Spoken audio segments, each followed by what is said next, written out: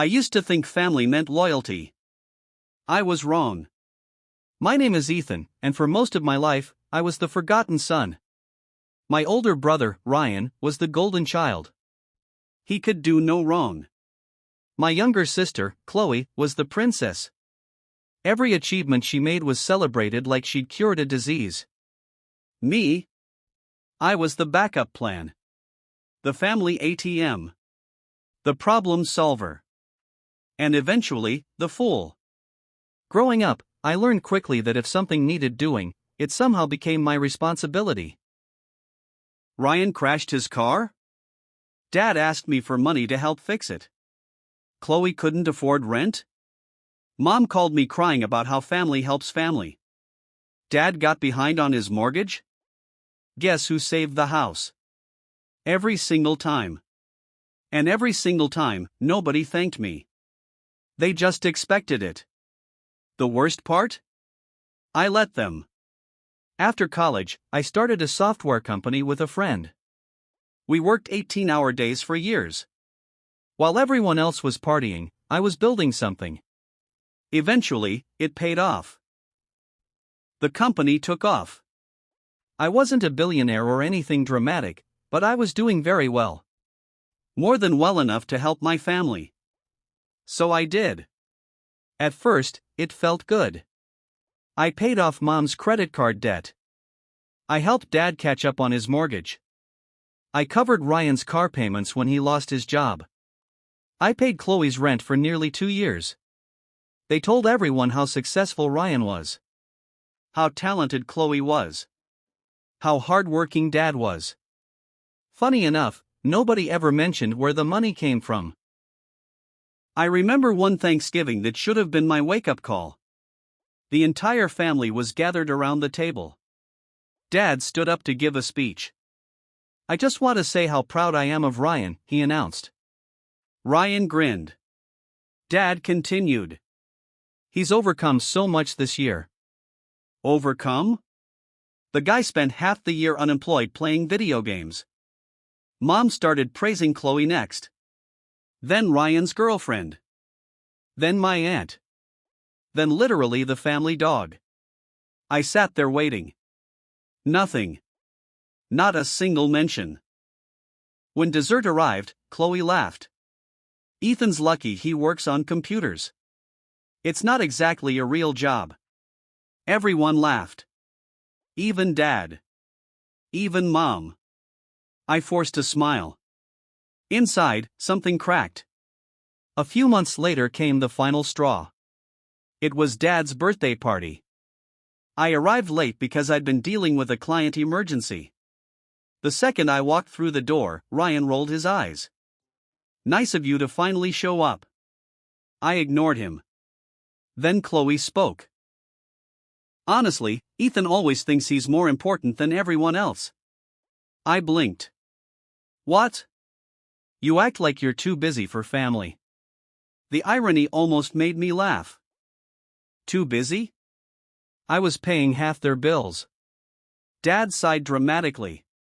Your brother and sister have a point. That caught my attention. What point? Dad folded his arms. You've changed. Mom nodded. Money changed you. I actually looked around to see if they were joking. Nobody was. I couldn't believe it. Money changed me? These people had accepted hundreds of thousands of dollars from me over the years. And somehow I was the problem. Then Ryan delivered the knockout punch. You always act like you're better than us. The room went quiet. For a second, I just stared at him. Then I laughed. A real laugh. The kind that makes people uncomfortable. Ryan frowned. What's funny? I stood up. You know what? You're right. Everyone looked confused. I grabbed my jacket. Maybe money has changed me. Mom's eyes widened. Ethan. No. For the first time in my life, I interrupted her. You all think I'm selfish? Nobody answered. You think I don't care about family? Still silence. I nodded slowly. Okay. Then I walked out. Nobody followed me. Not one person. The next morning, I opened my banking app. Then I started canceling payments. Every payment. Dad's mortgage assistance. Cancelled. Ryan's car payment. Cancelled. Chloe's rent transfers. Cancelled.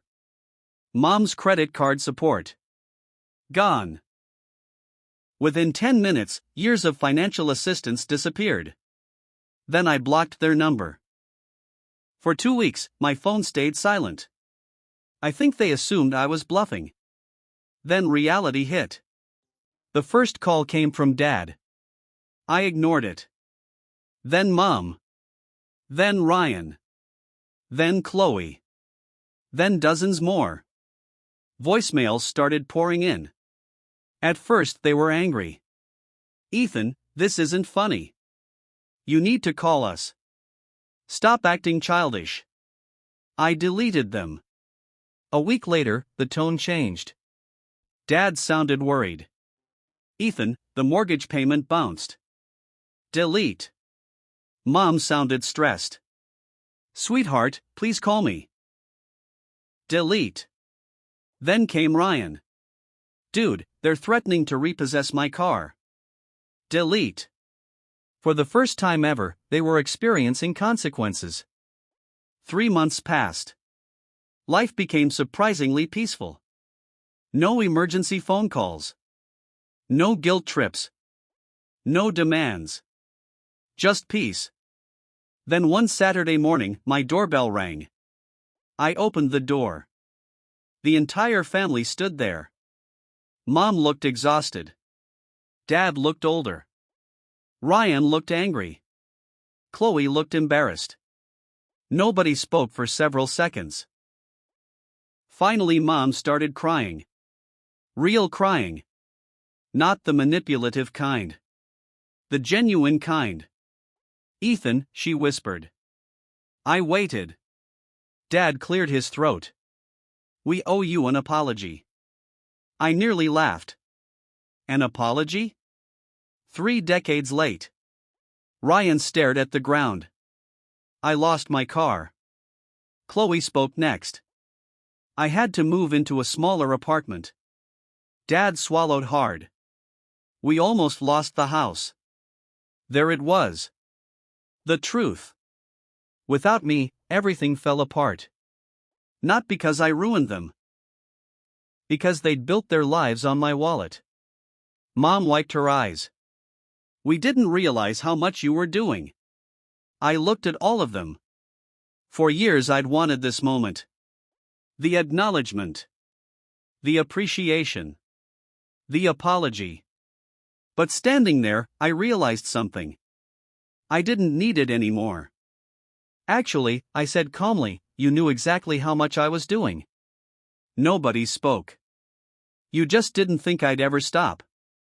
The silence that followed was deafening. Because they knew I was right. Dad's shoulders slumped.